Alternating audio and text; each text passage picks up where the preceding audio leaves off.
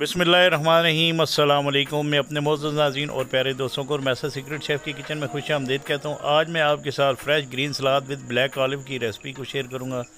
Fresh सलाद का इस्तेमाल इंसानी सेहत के लिए बहुत ज़रूरी होता है, जिसका इस्तेमाल करके आप बहुत सी बीमारियों से बच सकते हैं। तो चलें स्टार्ट करते हैं इस रेसिपी को। बिस्मिल्लाहिर्रहमानिर्रहीम।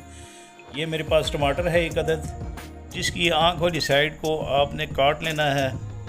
इसके बाद ये शिमला मिर्च है जिसकी मैंने साइडें काट कर इसको भी रख लिया, और ये एक अदद कैरेट है जिसको छील कर रख लिया है, और ये एक अदद ककूम्बर है खीरा, इसको भी छील कर रख लिया है, और ये मेरे पास जैतून है काले वाले और सब्ज़ वाले, और इसके बाद ये लेमन है, ये फ्रेश धनिया है, और ये सलाद का पत्ता है।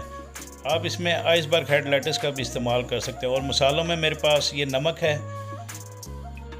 और इसके साथ ही ब्लैक पेपर पाउडर है, ये ज़ीरा है रोस्टेड किया हुआ।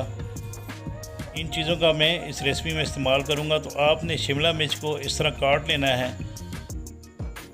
स्मॉल क्यूब में, ये काट कर इसके बाद आपने कुकुम्बर भी इसी तरह काट लेना है, स्मॉल क्यूब बना लेना है आपने इसके। और ये देखें, आपने इस तरह एक जैसी कटिंग करनी है इसकी। और ये कुकुम्बर भी मैंने काट लिया। इसके बाद टमाटर आपने इसी तरह काट लेना है, यानी छोटे क्यूब आपने इसके भी बना लेने हैं। तमाम वेजिटेबल्स जो है मैंने एक एक अदद ली है। अगर आप ज़्यादा बनाना चाहते हैं तो आप इसकी क्वांटिटी को बढ़ा सकते हैं। तो ये टमाटर आपने इस तरह क्यूब काट लेने हैं। इसके बाद मेरे पास ये सलाद पत्ता है, जिसको मैंने अच्छे तरीके से वॉश कर लिया था, और एक एक पत्ते को अच्छे तरीके से मैंने देखकर, यानी गला हुआ कोई इसमें पत्ता ना हो, तो आपने इसको भी इस तरह काट लेना है। इसके बाद एक अदद लेमन है मेरे पास, इसको इस तरह आपने दरमियान से काट कर आपने स्क्वीज़ कर लेना है। और ये फ्रेश धनिया जो है आपने इसका भी इस्तेमाल करना है। इस फ्रेश धनिया को आपने चॉप कर लेना है, फ़ाइन चॉप। आप इसमें पुदीने का भी इस्तेमाल कर सकते हैं। और ये एक अदद कैरेट है, इसको भी, ये थोड़ी सी सख्त होती है लेकिन एहतियात से आपने इसकी कटिंग करनी है। आप चाहें तो मूली का भी इसमें इस्तेमाल कर सकते हैं, बीट रूट का भी आप इसमें इस्तेमाल कर सकते हैं। तो ये तमाम वेजिटेबल्स आपने इस तरह काट लेनी है। आप इस सैलड का इस्तेमाल लंच के टाइम करें तो इंशाल्लाह आपका जो वेट है वो भी इंशाल्लाह कम होगा, आप खाना ना खाएँ। इसके बाद आपने एक बाउल ले लेना है।